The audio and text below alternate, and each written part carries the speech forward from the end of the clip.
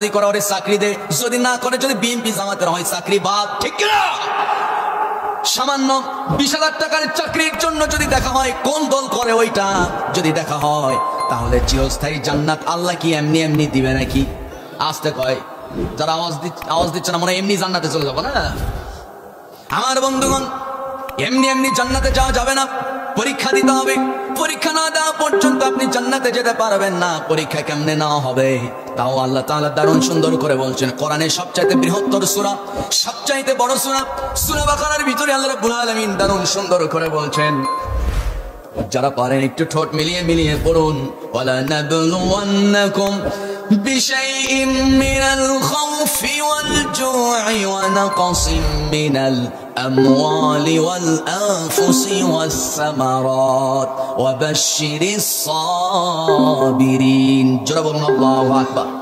আমার ভাইরা, আল্লাহ রাব্বুল আলামিন ভয় দিয়া 5টা জিনিস দিয়ে আল্লাহ পরীক্ষা করবেন। ভয় দিয়া, ক্ষুধা দিয়া, এরপরে সন্তানের ক্ষয়ক্ষতি করে, সম্পদের ক্ষয়ক্ষতি করে, ব্যবসা বাণিজ্য চাকরির ক্ষয়ক্ষতি করে। 5টা বিষয়ের এখন যদি মেসাল দিতে চায়, 1 নাম্বার হলো যখন আপনি বলবেন আমার রব আল্লাহ, আমার আইনদাতা আল্লাহ, আমি দল করি আল্লাহ, বামপন্থীরা কিন্তু আপনাকে একা ছাড়বে না। বামপন্থীরা মিথ্যা মামলা দেবে, আপনি নিজের বাড়িতে থাকতে পারবেন না। বামপন্থীরা আপনাকে বিনা অপরাধে জেলখানায় বন্দি করে ফাঁসির রশিতে ঝুলাবে। যারা বলুন ঠিক না? আমার বন্ধুগণ, 2 নাম্বার হলো আল্লাহ ক্ষুধা দিয়া পরীক্ষা করবেন।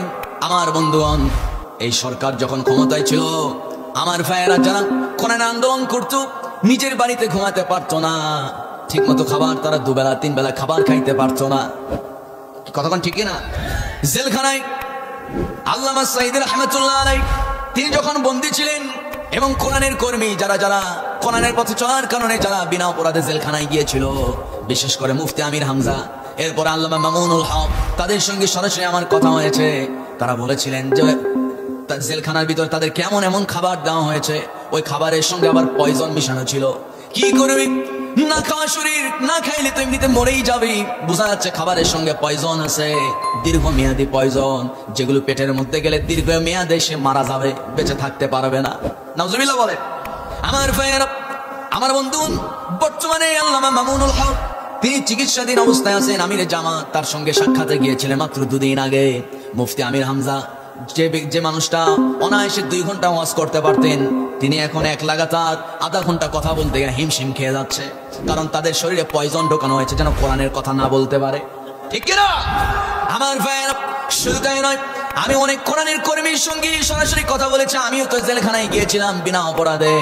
আমার বন্ধুগণ, আমার ভাইয়েরা, শুধু তাই নয়, জেলখানার ভিতরে যারাই গেছে টার্গেট করে করে তাদেরকে নরমাল খাবার দেওয়া হতো, আর যারা যারা ভিআইপি অপরাধী তাদেরকে ভিআইপি খাবার দেওয়া হতো। বর্তমানে কিছু হাইব্রিড, কিছু অপরাধী জেলখানায় বন্দী আছে, রাশেদ খান মেনন, হাসানুল হকিনু, ঠিক না? আমার ভাইয়েরা, জেলখানা থেকে যখন ওরা বের হয়, মনে হয় যেন রাজ সিংহাসন থেকে বের হচ্ছে, ঠিক না?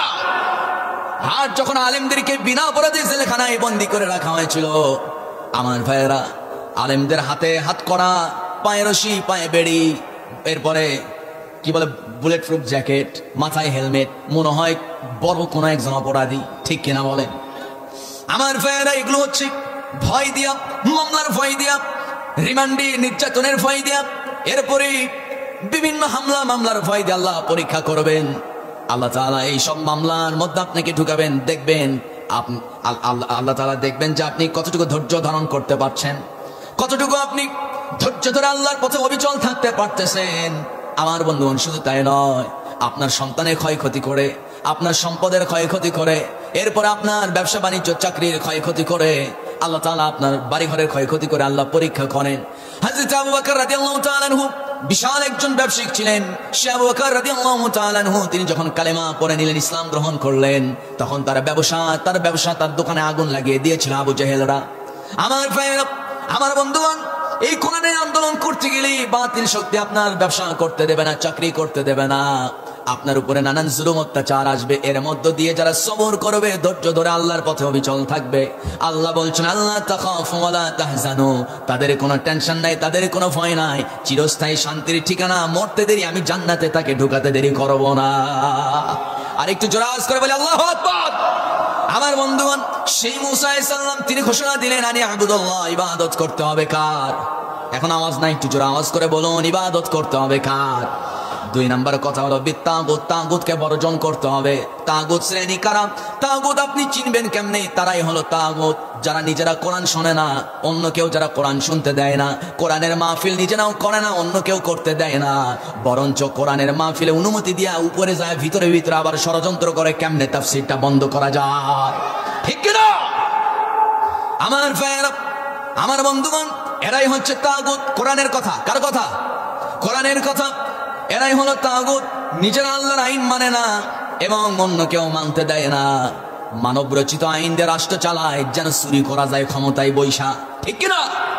আমার ফের এই জন্য মূসা আলাইহিস সালাম বললেন, সব আইন বাদ, মানব রচিত আইন দিয়া সমাজ চালালে শান্তি ফিরে আসবে না, মানব রচিত আইন দিয়া রাষ্ট্র পরিচালনা করলে কখনো শান্তি প্রতিষ্ঠিত হবে না।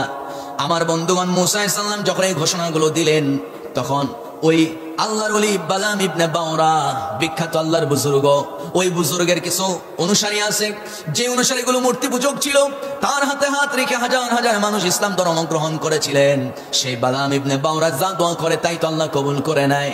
এমত অবস্থায় কিছু নেতৃবর্গ, নেতৃস্থানীয় কিছু ব্যক্তিবর্গ, এলাকার যারা লিডার আছে, লিডার পারসন কিছু ব্যক্তি গিয়া বালাম ইবনে বাওরা বিখ্যাত ওলির কাছে গিয়ে বলতেছে, ও আল্লাহর ওলি, তুমি তো যা দোয়া করো আল্লাহ তো তাই কবুল করে নেয়, দয়া করে তোমার কাছে একটা আবদার। সে আবদার হলো, তুমি একটু আল্লাহর কাছে দোয়া করো, নতুন একটা আল্লাহর পয়গম্বর, নতুন একটা নবী নাকি আসছে, তার নাম হলো মুসা নবী। এই মুসা নবীর বিরুদ্ধে তুমি দোয়া করো যেন আল্লাহ তাআলা তাকে ধ্বংস করে ফেলে, দুনিয়া থেকে যেন তাকে নিশ্চিহ্ন করে বিদায় করে ফেলে। আমার বন্ধুগণ, বালাম সঙ্গে সঙ্গে বলল, মুসার বিরুদ্ধে তোমরা দোয়া করতে বলছো কেন বলো? সঙ্গে সঙ্গে নেতারা বলছে, হুজুর, ওই মুসা নবী সে তো আল্লাহর আইন দিয়ে রাষ্ট্র চালাতে চায়, মানুষ দলে দলে তার দলে মানুষ ধাবিত হচ্ছে প্রতিনিয়ত, হাজার হাজার মানুষ সত্যের দিশা পেয়ে তার দিকে শুধু দৌড়ে দৌড়ে যায়। আপনি দয়া করে তার বিরুদ্ধে দোয়া করুন। আপনি যদি দোয়া করেন হুজুর, হাদিয়া কিন্তু কম দেব না। কিছু উপঢৌকন দিয়ে গেল, স্বর্ণ অলঙ্কার দিয়ে গেল, স্বর্ণের স্তূপ যখন তার সামনে রাখা হলো এবং স্বর্ণের একটা টুপি যখন তাকে গিফট করা হলো, স্বর্ণ এবং অর্থের লোভে পড়ে সেই বালাম ইবনে বাওরা তিনি বললেন যে, শোনো, দোয়া করবো ঠিক আছে, কিন্তু আজকে নয়, অন্যদিন। এই বলে একটু পার করে দিলেন, কারণ বালাম ইবনে বাওরা সেই বিখ্যাত বুজুর্গ আল্লাহর ওলি, সে নিজেও জানতো আল্লাহর নবী তার মর্যাদা হলো আকাশচুম্বী। নবীরা কখনো গুনাহ করতে পারে না, নবী সবাই হতে পারে না, নবী তারাই হয়, আল্লাহর সিলেকশন হয়, আল্লাহ যাকে চান তাকেই নবী বানান। নবীরা বেগানা মাসুম, তারা কখনো গুনাহ করতে পারে? কোনো গুনাহ করতে পারে না। সেই নবীর বিরুদ্ধে দোয়া করলে আমি নিজেই ধ্বংস হয়ে যাব, কারণ মুসা তো সাধারণ কোন নবী না। আমি আল্লাহর কাছে দোয়া করলে আল্লাহ সঙ্গে সঙ্গে কবুল করে, ঠিক আছে, কিন্তু মুসা নবী তো যখন ইচ্ছা করেন সঙ্গে সঙ্গে ডাইরেক্ট আল্লাহর সঙ্গে কথা বলে। আল্লাহু আকবার। আমার ভাই, ওই বালাম বুঝতে পারলেন নিজের অবস্থানটা, যখন তিনি বুঝতে পারছে, লোকদেরকে বিদায় করছে, যাও দোয়া করবো, কিন্তু দোয়া করে নাই। সে হাদিয়া নিয়ে নিজের মন মতো খরচ করছে। কিছুদিন পর আবার লোকগুলো আসছে, ও আল্লাহর বুজুর্গ, কি দোয়া করলেন? একটু আমাদের উপস্থিত আপনি দোয়া করেন যেন আল্লাহ মুসাকে ধ্বংস করে দেয়। এবার বালাম সবাইকে নিয়ে দোয়া করা শুরু করলো, কারণ বালাম চিন্তা করছে, ওই বিখ্যাত বুজুর্গ চিন্তা করছে, মুসার বিরুদ্ধে যদি দোয়া করি, জীবনে হাজার হাজার দোয়া করছি, সব যেহেতু আল্লাহ কবুল করছে, এটাও কবুল করতে পারে। একবার যদি আমার দোয়াটা কবুল হয়ে যায়, তাহলে মুসা জমিন থেকে শেষ হয়ে যাবে, পৃথিবী থেকে নিশ্চিহ্ন হয়ে যাবে, আমার মর্যাদা আকাশচুম্বী থাকবে, সবার উপরে থাকবে। মুসা বেঁচে থাকলে মুসার কাছে গিয়ে আমাকে নমনম করা লাগবে, সুতরাং মুসা শেষ হয়ে যাক, আমি থাকি। বুঝতে কথা? এই লোকটা শেষ পর্যন্ত নবীর বিরুদ্ধে অবস্থান নিয়ে সব মানুষদেরকে উপস্থিত হাজার হাজার মানুষকে নিয়ে আল্লাহর দরবারে হাত উঠালো, দোয়া করতে শুরু করলো মুসা নবীর বিরুদ্ধে। সবাই একটু আওয়াজ করে বলেন, দোয়া করছে কার বিরুদ্ধে? মুসা নবীর বিরুদ্ধে। যখন মুসা আলাইহিস সালামের বিরুদ্ধে দোয়া করা শুরু হয়ে গেছে, দোয়ার সময় সাধারণত সব মানুষ একটু চোখটা বন্ধ করে মনোযোগ দিয়ে দোয়া করে। কথা বলুন ঠিক কিনা? সব মানুষ মাথা নিচু করে চোখ বন্ধ করে সেই বালাম ইবনে বাওরার কণ্ঠে দোয়ার আওয়াজগুলো শুনতেছে। হঠাৎ করে মানুষ স্তব্ধ হয়ে গেছে, বালাম ইবনে বাওরা তার কথা সবার কানে ভেসে আসতেছে। হুট করেই দেখা যায় বালামের জবান বন্ধ হয়ে গেছে। কি ব্যাপার? বালাম দোয়া করছিল, দোয়া বন্ধ হলো কেন? চোখ খুলে তাকায় দেখে বালাম বালাম সাধারণত মানুষের জিহবা থাকে মুখের ভিতরে, বালাম সে বিখ্যাত বুজুর্গ আল্লাহর ওলি, তার জিহবা মুখের ভিতরে নাই, মুখ থেকে বের হয়ে জিহবা নাভি পর্যন্ত ঝুলে গেছে। আওয়াজ বন্ধ হয়ে গেছে, দোয়া বন্ধ হয়ে গেছে, জবান বন্ধ হয়ে গেছে, মুখের ভিতর থেকে ফেনকি দেওয়া রক্ত বের হওয়া শুরু করছে, বালামের জামা কাপড় ভিজে গেছে। মুহূর্তের মধ্যে ওই বালাম ইবনে বাওরা মুরতাদ হয়ে কাফের হয়ে দুনিয়া থেকে বিদায় নিয়েছে। আমার বন্ধু, আমার ভাইরা, আমার দেশে এমন কিছু আলেম আছে হাদিয়া পাইলে সিনেমা হলের জন্য দোয়া করে আল্লাহ সিনেমা হলের ব্যবসা যেন বরকত হয়। জোরাকন ঠিক কিনা? কয়েকদিন আগে, এই তো মাস কয়েক আগে, যখন নাকি ওই কুরবানি ঈদে একটা সিনেমা প্রকাশ পেয়ে গেল, প্রথম আলোর পত্রিকা হাতে নিয়ে দ্বিতীয় পৃষ্ঠা উল্টাতেই দেখলাম বিশাল বড় একজন বুজুর্গ, মাথায় ছিল লাল কি বলে সাদা লাল রুমাল, এরপরে এরকম একটা আবা, বিশাল বড় মুফতি সাহেব, অমুক মসজিদের খতিব, ঢাকার বিরাট মসজিদের খতিব, দোয়া করতেছি। পাশে তাকায় দেখি তার ডান পাশে একজন নায়িকা, অর্ধলগ্ন জামা গায়ে দিয়ে আছে, মাথায় কাপড় নাই, বুকেও কাপড় নাই, মিস্টার ইবলিস। আমার ভাইয়ের ডান পাশে একজন উলঙ্গ অর্ধলগ্ন একজন মহিলা, যে ছিল ওই সিনেমার নায়িকা, বাম পাশে নায়ক বসা। আর চলচ্চিত্রের আর যারা কর্মকর্তা আছে তাদেরকে সামনে ডানে বামে নিয়ে বসে দোয়া করতেছে, আল্লাহ আজকে নতুন একটা ঈদ উপলক্ষে একটা সুন্দর সিনেমা উদ্বোধনী অনুষ্ঠানে তোমার দরবারে হাত তুলেছি, আল্লাহ তুমি এই নায়ক নায়িকা দুজনে হাত বাড়ায় দাও, বেশি বেশি সিনেমা করার তৌফিক দাও, আর এই সিনেমাটা তুমি ভাইরাল করে দাও। সবাই বলি আমিন। ঈমান আছে না গেছে? যারা বলতেছেন না বুঝবো ওই তরিকার, বলেন ঈমান আছে না গেছে? আমার বন্ধুগণ, কষ্ট হচ্ছে নাকি আপনাদের? আলোচনা চালাবো? আমার ভাইয়া, সেই বালাম ইবনে বাওরা তিনি যেমন অর্থের লোভে পড়ে আল্লাহর কাছে বিকৃত দোয়া করেছিল, আমার দেশে এমন কিছু কিছু আলেম আছে বলে লোকদেরকে বলে, মুসল্লিদেরকে বলে, আমি কোনো দল করি না, আমি কোনো রাজনীতির সঙ্গে জড়িত নাই। এলাকার মানুষ যদি, বাংলাদেশে এমন একটা সিস্টেম হয়ে গেছে, এলাকার মানুষ যদি জানে আমার মসজিদের হুজুর কোনো রাজনীতি করে না, সবাই সন্তুষ্ট থাকে, ঠিক কিনা বলে? কথা বল। মানুষ কিন্তু খুব খুশি হয় যে অন্তত আমার মসজিদ হুজুর রাজনীতি করে না। কিন্তু আমার কথা হলো, যেই হুজুর রাজনীতি করে না, বুঝতে হবে ওই হচ্ছে সুবিধাভোগী মুসলমান, ঠিক কিনা?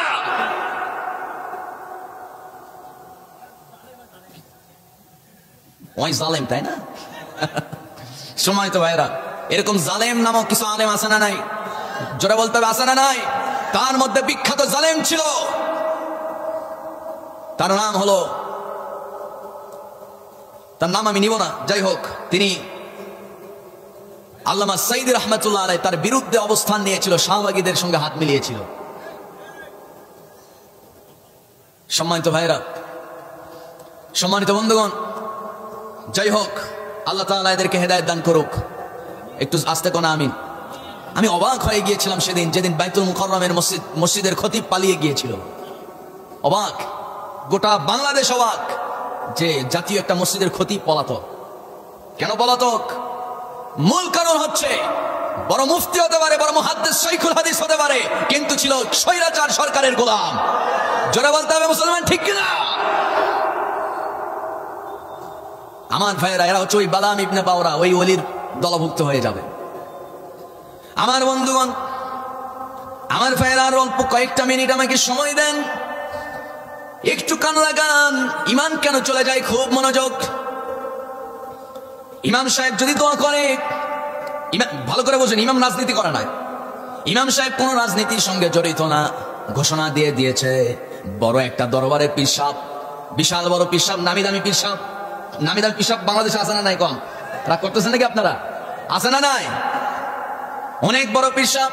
পীর সাহেবের কাছে জাপা কোম্পানির প্রেসিডেন্ট, কি বলে, জাপা এরশাদ, সেও যায়, এরপর অন্যান্য দলের যারা নেতা আছে তারাও যায়, যায় দোয়া চায় হুজুরের কাছে, মাথার টুপি খুলে, হুজুর মাথায় একটু ফু দেন, ভালো করে যেন রাজনীতি করতে পারি।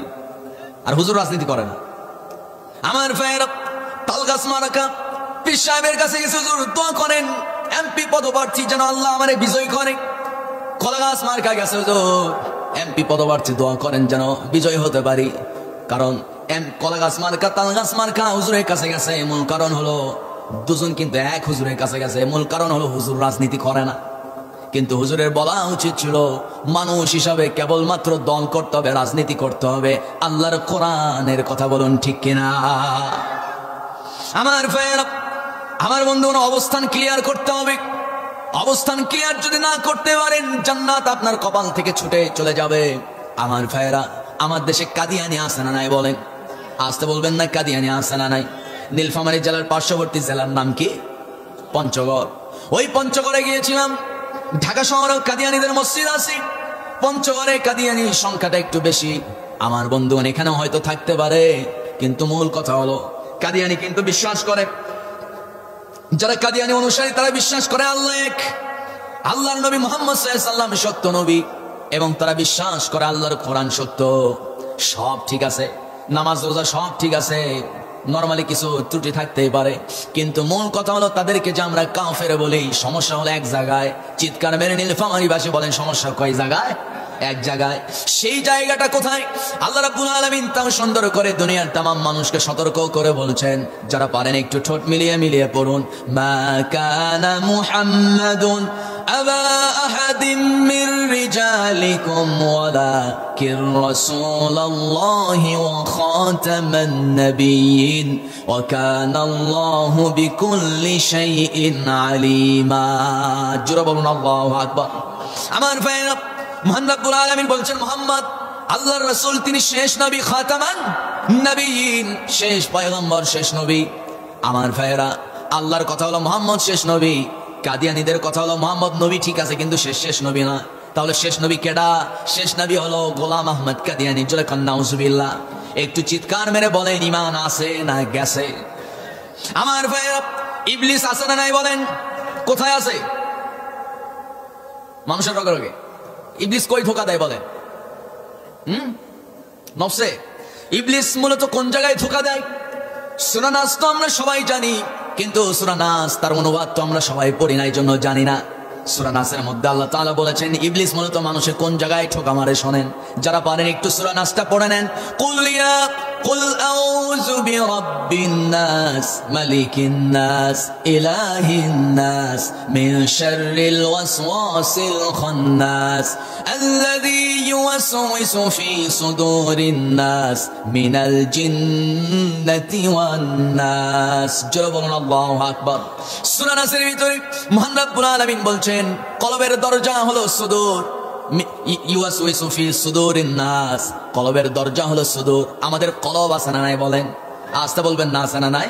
সবচাইতে পবিত্র কলব কোনটা? ইয়া আইয়াতুহান নাফসুল মুতমাইন্না ইরজিই ইলা রাব্বিকি রাদিয়াতাম মারদিয়া ফাদখুলি ফি ইবাদি ওয়াদখুলি জান্নাতি। জোরে বলুন আল্লাহু আকবার। সবচাইতে উত্তম এবং সবচেয়ে আল্লাহর কাছে পছন্দনীয় কলব হচ্ছে কলবে মুতমাইন্না, প্রশান্ত আত্মার অধিকারী যারা হবে তারা যাবে জাহান্নামে না জান্নাতে। আমার বন্ধুগণ, এই কলবের দরজার নাম হলো সুদূর। শয়তান ডাইরেক্ট কলবে গিয়ে হিট করতে পারে না। যদি ডাইরেক্ট কলবে গিয়ে যদি ওয়াসওয়াসা দিতে পারতো, তাহলে সব মানুষকে জাহান্নামে নিয়ে যেত।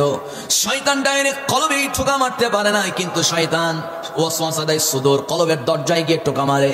আমার বন্ধুগণ, এখন যদি আপনি ওই টোকা কলিং বেলের আওয়াজ শুনে যদি দরজা খুলে দেন, শয়তান তো আপনার ভিতরে ঢুকবে। এই কথা বলুন ঠিক কিনা? আমার ভাইয়েরা, আমার বন্ধুগণ, বিশ্বনবী মুহাম্মদুর রাসূলুল্লাহ সাল্লাল্লাহু আলাইহি ওয়াসাল্লাম তিনি বলছেন প্রত্যেকটা মানুষের সঙ্গে একটা করে শয়তান আছে। কয়টা করে বলেন? একটা করে শয়তান। আর এই শয়তান আমার সঙ্গেও একটা আছে, কিন্তু আমার সঙ্গে যেই শয়তানটা আছে, নবীর সঙ্গে যে শয়তানটা আছে, নবীজি বলেন ওই শয়তানটাকে আমি মুসলমান বানিয়েছি, তাকে আমি কালিমা পড়িয়েছি, মুসলমান বানিয়েছি, সে আমাকে ধোঁকা দিতে পারে না। জোরে কোন সুবহানাল্লাহ। বাকি যত মানুষ আছে আদম সন্তান, সবার সঙ্গে একটা করে শয়তান আছে। আমার বন্ধুগণ, আমার দেশে বিখ্যাত পীর সরসিনা পীর সাহেব, তার সাথেও শয়তান আছে না নাই? আমার সাথে শয়তান আছে না নাই? সভাপতির সাথে শয়তান আছে না নাই? এরপরে সরমুনা পীর সাহেবের সাথে শয়তান আছে না নাই? বড় বড় মুফাসসির তাদের সাথেও শয়তান আছে না নাই? আমার বন্ধুগণ, সবার সাথেই শয়তান আছে। এই শয়তান আমাকে আপনাকে ওয়াসওয়াসা দেয়। জিজ্ঞেস করতে চাই, বলুন তো শয়তান মুসলমান না কাফের? আল্লাহ তো তাও বলছেন ওয়া ইয কুলনা লিল মালাইকাতি ইসজুদু লিআদামা ফাসাজাদু ইল্লা ইবলিস আবা ওয়াস্তাকবারা ওয়া কানা মিনাল কাফিরিন। জোরে বলুন আল্লাহু আকবার। আমার ভাইরা, আল্লাহ রাব্বুল আলামিন নির্দেশ দিলেন, ওরে ইবলিস আদমকে সিজদা দে, কিন্তু ইবলিস কি সিজদা দিয়েছিল নাকি বলেন? সিজদা দেয় নাই। সিজদা না দেওয়ার কারণে, একটা হুকুম অমান্য করার কারণে ইবলিস কাফের হয়ে গেছে। আবা ওয়াস্তাকবারা ওয়া কানা মিনাল কাফিরিন। ইবলিস কাফের হয়ে গেছে। আমার বন্ধুগণ, ইবলিসকে আমরা কাফির বলি একটা কারণে, ইবলিস ধ্বংস হয়ে গেছে একটা কারণে, একটা হুকুম অমান্য করার কারণে। কাদিয়ানীকে কাফের বলি নবীকে শেষ নবী না মানার কারণে। এখন একটু আপনাদের কাছে একটা প্রশ্ন ছুড়ে দিলাম, একটু নিজে নিজে চিন্তা করেন, আমার আপনার জীবনে আমরা কতগুলো হুকুম অমান্য করে ফেলেছি? কত হুকুম জীবনে অমান্য করলাম? একটু জীবনের সঙ্গে মিলান, কোরআনটা পড়েন। আল্লাহ রাব্বুল আলামিন কোরআনের ভিতরে মোটামুটি সাটাই বাছাই কইরা মূলত 10টি ঈমান ভঙ্গের কারণ বলেছেন। 10টি কাজ যদি কেউ করে ফেলে ঈমান নষ্ট হয়ে যাবে। কয়টি কাজ বলে? 10টি কাজ। 10টি কাজ যদি কেউ করে ফেলে ঈমান নষ্ট হয়ে যাবে। এক নাম্বার হলো, আল্লাহ তাআলা বলছেন, ইন্নাল্লাহা লা ইয়াগফিরু আন ইউশরাকা বিহি ওয়া ইয়াগফিরু মা দুনা যালিকা লিমান ইয়াশা ওয়া মান ইউশরিক বিল্লাহি ফাকাদ ইফতারা ইসমান আযীমা। জোরে বলুন আল্লাহু আকবার। আল্লাহ বলছেন, বান্দা যা গুনাহ করবি কর, কিন্তু খবরদার আন ইউশরাকা বিহি, আল্লাহর সঙ্গে শিরিক করবি না।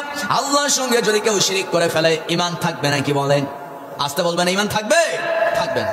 এখন কথা হলো, আমাদের সমাজে শিরিক আছে না নাই? আসতে বলবেন, শিরিক আছে না নাই? আর 5 মিনিট আছে, এই 5 মিনিট একটু কথা বলেন। 5 মিনিটে খুব গুরুত্বপূর্ণ কয়েকটা কথা বলবো। আমাদের দেশে শিরিক আছে না নাই? আমার ভিতরে আছে না নাই? আমার ভিতরে আছে, জানলেন কেমন আছে করছো? সম্মানিত ভাইরা, মোটামুটি আমাদের সমাজে একটা ভালো পরিমাণে মানুষ শিরকের সঙ্গে সম্পৃক্ত। মা বোনরা পর্দার আড়ালে আছেন, মা বোনদের মনটা অনেক নরম, দিলটা অনেক সাদা। মা বোনরা যখন দেখে স্বামী অসুস্থ, বাচ্চা অসুস্থ, নিজে অসুস্থ, মা বাপ অসুস্থ, মহিলারা মূলত ডাইরেক্ট মান্নত করে ফেলে যে আল্লাহ আমি মান্নত, ডাইরেক্ট মান্নত করে ফেলে, মাজারে গিয়ে মান্নত করে। আছে না নাই বলেন? জোরে কোন? মাজারে গিয়ে মান্নত করার মতো মহিলা এলাকায় নাই। মাজারে যাইয়া, এদিকে নাই না? আমার বন্ধুগণ, মাজারে গিয়ে মান্নত করে, শিরিক হয়ে যাবে। আল্লাহর আইন বাদ দিয়ে যদি আপনি মানুষের তৈরি করা আইন মানেন, শিরিক হবে কার সাথে? ঈমান আছে না গেছে? আল্লাহ রাব্বুল আলামিন বলছেন, যদি সমাজে চোর ধরা পড়ে, কেউ যদি চুরি করে, তার বিধানটা কি বান্দা শোনো, ওয়াস-সারিকু ওয়াস-সারিকাতু ফাকাতাউ আইদিয়াহুমা জাযাআন বিমা কাসাবা নাকালাম মিনাল্লাহ আল্লাহু আজিজুন হাকীম। জোরে বলুন আল্লাহু আকবার। আমার বন্ধুগণ, আমার ভাইয়েরা, যদি কেউ চুরি করে, হোক সে নারী অথবা পুরুষ, চোর যদি ধরা পড়ে যায়, আল্লাহর বিধান হলো কি কেটে দাও। সবাই তো বলেন, আওয়াজ করে বলেন, কি কেটে ফেলতে হবে? হাত কেটে ফেলতে হবে। কিন্তু আমাদের সমাজে এই আইন আছে নাকি বলেন? আল্লাহর এই আইন আছে? আমার ভাইয়েরা, আমার দেশে আইন আছে কোনটা? যদি চোর ধরা পড়ে জেলখানায় ঢোকাও, এই আইন আল্লাহর না ব্রিটিশের? ব্রিটিশের আইন। ব্রিটিশের আইন চালু আছে, তাহলে আমরা আল্লাহর গোলাম হলাম না ব্রিটিশের গোলাম হলাম? আমাদের সমাজে জেনার বিচার আছে। কেউ যদি ধর্ষণ করে, কোন ব্যক্তি যদি কাউকে ধর্ষণ করে হত্যা করে ফেলে, তার বিচার হলো জেলখানায় ঢুকায় ফেলো। আরে ভাই, চোর যদি জেলখানায় যায়, ও তো ডাকাত হয়ে বের হবে। একজন ধর্ষক যদি জেলখানায় যায়, কয়েকদিন পর বের হওয়ার পর ও তো ধর্ষণের সেঞ্চুরি করবে। যেরকম ঠিক কিনা? আমার ভাইয়েরা, আমার বন্ধুগণ, কেউ যদি জিনা ব্যভিচার করে, তার শাস্তি কি হবে? আল্লাহ বলছেন, আস-সানিয়াতু ওয়াস-সানি ফাজলিদু কুল্লা ওয়াহিদিম মিনহুমা মিআতা জালদাহ। জোরে বলুন আল্লাহু আকবার। আল্লাহ বলছেন, অবিবাহিত পুরুষ এবং নারী যদি জিনায় লিপ্ত হয়ে যায়, যুবকরা কান লাগাও, অবিবাহিত নারী, অবিবাহিত পুরুষ, অবিবাহিত যুবক যুবতী যদি জিনায় লিপ্ত হয়ে যায়, কোরআনের বিধান হলো রাষ্ট্রীয়ভাবে তাকে গ্রেফতার করে এনে 100 বেত্রাঘাত করা। আর যদি বিবাহিত যুবক যুবতী যদি জিনা ব্যভিচারে লিপ্ত হয়ে যায়, পরকীয়ায় যদি আসক্ত হয়ে যায়, আল্লাহর বিধান হলো তাদেরকে গ্রেফতার করে কোমর পর্যন্ত মাটিতে পুঁতিয়ে রেখে পাথর মেরে শেষ করে দাও, হত্যা করে ফেলো। বিধানটা কার? আসতে বলবেন না বিধানটা কার? কিন্তু বর্তমানে একটা ফ্যাশন হয়ে গেছে, নিজের স্বামীকে ছেড়ে দিয়া কোসি পোলাপানরে বিয়ে করে লাইলা। কথাই কয় না তো পোলাপান? জোরে বলেন ঠিক কিনা? আবার ওই লাইলা ওই পোলার হাতে সর থাপ্পড় খাইয়া বলে, সমস্যা নাই, একটু ভিটামিন খাইছি, অসুবিধা নাই। কয়েকদিন পর সারাসারি হয়, ওই পোলায় আবার যায় আরো 2টা মাইয়া নিয়ে আসে, কি একটা অবস্থা। এগুলো আবার যখন কোন এলাকায় শোরুম, মোবাইলে শোরুম উদ্বোধন করার জন্য আসে, লুচ্চা পোলাপান সংবর্ধনা দেওয়ার জন্য ছুটে চলে যায়। কোন আছে না নাই? কয়েকদিন আগে একটা চোর ধরা পড়ছিল, চোরের নাম হলো সিদ্দিক। বাংলাদেশের মানুষের এতটাই রুচির দুর্ভিক্ষ, আজকে রুচির দুর্ভিক্ষ নিয়ে কিছু কথা বলা দরকার। এক তো হলো বাংলাদেশের সব শ্রেণীর মানুষ, কিছু শ্রেণীর মানুষ আছে যাদের মধ্যে কোরআনের জ্ঞান নাই, ওদের এতটাই রুচির দুর্ভিক্ষ, যে লোকটা চুরি করলো, চুরি করতে গিয়া ধরা খাইলো, খায়া বললো যে আমার ভুল হচ্ছে, কথা কন ঠিক কিনা? সেই লোকটারে আবার ফুটবল টুর্নামেন্টে প্রধান অতিথি করে আনছে লোক জমা করার জন্য। বুঝতেছেন কথা?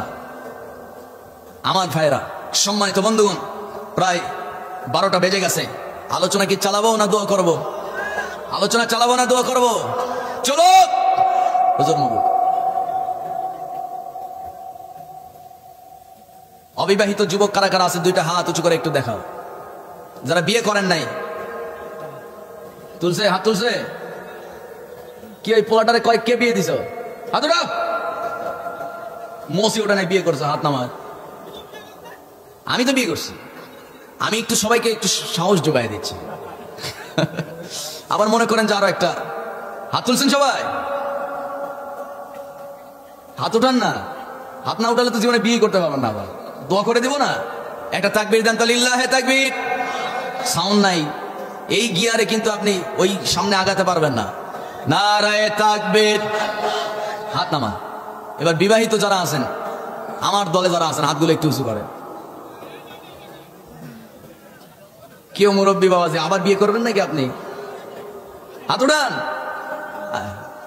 ইদানিং দেখি মুরব্বীরাই বেশি বিয়ে করে যুবকের চাইতে, ঠিক কিনা? যুবক ল্যাপের তলে কান্দে শীতের সময়, আর যুবকরা মজা, মুরব্বীরা মজা মারে। এই হয়েছে বাংলাদেশের অবস্থা। এবার আমার দলে কারা কারা আছেন হাতগুলো উঁচু করেন। করছেন কি? উঠান না একটু, এই হাতগুলো একটু নাড়া দেন। নারায়ে তাকবীর। মাশাআল্লাহ, সাউন্ড আমার দলে ঠিক আছে। আরো একটা করে দিলে অসুবিধা নাই। কিন্তু মূল কথা হলো, বর্তমানে বাংলাদেশের যারা মেয়ের বাবা আছে, অভিভাবক যারা আছে, মেয়ের অভিভাবক, রুচি এত খারাপ, মেয়েরে বিয়ে দিবে চাকরিওয়ালা ছেলে ছাড়া নয়। আর চাকরিওয়ালা খুঁজতে খুঁজতে শেষ পর্যন্ত টাকলারে পছন্দ করে, কথা বলেন ঠিক কিনা? এত রুচির দুর্ভিক্ষ এরকম আছে নাকি এলাকায়? এলাকাতেও আছে। সর্বনাশ করছে। শেষ পর্যন্ত মাইয়াটা কাঁদে, তো এটা পাইলাম কি? বিশাল স্টেডিয়াম, ঠিক কিনা? আমি অনুরোধ করবো, নামাজি ছেলে দেখবেন আপনার মেয়ের জন্য। নামাজি ছেলে, যে ছেলেটা নামাজ পড়ে, দাঁড়িয়ে রাখছে, যে ছেলেটা 5 ওয়াক্ত নামাজ পড়ে, ওই সব ছেলেদের সঙ্গে আপনার মেয়েকে বিয়ে দেন। কোনদিন সেই ছেলে আপনার মেয়ের উপরে যৌতুকের জন্য আঘাত করে কথা বলবে না। মার দেওয়া তো দূরের কথা, ঠিক কিনা? যৌতুক নেওয়ার মতো কিছু পোলাপান আছে না? নিয়ত করে রাখছে, দোস্ত মোটরসাইকেল একটা তো পামু জীবনে, আছে না নাই? কন বিয়ের আগেই যদি ধান্দা করে থাকে মোটরসাইকেল, তাহলে তো গেছে, সারা জীবন শ্বশুর শাশুড়ি গোলামি করে চলে যাবে, ঠিক কিনা? এই কাজগুলো করা যাবে না। আমরা যৌতুকবিহীন বিয়ে করবো। জোরে বলি ইনশাআল্লাহ। আর একটু জোরে বলি ইনশাআল্লাহ। আমার ভাইয়েরা, সম্মানিত বন্ধুগণ, কিন্তু মেয়ের বাবা যারা আছে বর্তমানে এতটাই তারা লুফি হয়ে পড়ছে যে মোটা অঙ্কের যদি মোহরানা না দেয় বিয়েই দিতে চায় না। এই সমস্যা আবার এলাকায় আছে নাকি? 5 লাখ টাকা, 10 লাখ টাকা, ছেলে চাকরি করে 10,000 টাকা। খুব বেশি আপনি মোহরানা বাজেট করতে পারবেন না। একটা সামঞ্জস্য বজায় রেখে আপনাকে মোহরানা বাজেট করতে হবে, ছেলে সামর্থ্য অনুযায়ী। আরেকটা কথা বলে রাখি, মোহরানা কখনো বাকি রেখে বিয়ে করবেন না, ঠিক আছে না? ইনশাআল্লাহ। সম্মানিত বন্ধু, এটা নিয়ে বিশাল একটা কথা ছিল, কারণ এই সমস্যা বাংলার প্রত্যেকটা গ্রামে গ্রামে ঘরে ঘরে আছে না নাই? মোহরানার ভয়ে যুবকরা বিয়ে করতে চায় না, 100 টাকার পতিতালয়ের মাইয়া ভাড়া করে আনে। এরকম সমস্যা এই এলাকায় আছে নাকি বলেন? আল্লাহ তাআলা হেফাজত করুক। জোরে বলি আমিন। আর একটু জোরে বলি আমিন। আল্লাহ তাআলা এলাকার সব যুবক ভাইদেরকে আল্লাহ তাআলা 5 ওয়াক্ত নামাজি বানিয়ে দিক। একটু চিৎকার মেরে বলি আমিন। এবং এই এলাকার সমস্ত যুবতী বোনদেরকে আল্লাহ তাআলা নামাজি এবং পর্দানিশী বানিয়ে দিক। একটু চিৎকার মেরে বলি আমিন। আমিনই কয় না, তাহলে তো বেপরদাই পাইবে। জোরে করে আমিন। কিন্তু আমি দারুণ খুশি হয়ে গেছি যে আপনারা এখনো পর্যন্ত বসে আছেন। আবার পোলাও দেওয়া হবে নাকি? শেষে কি পোলাও আছে নাকি আপনাদের জন্য? পোলাও ছাড়া আপনারা বসে আছেন? কেউ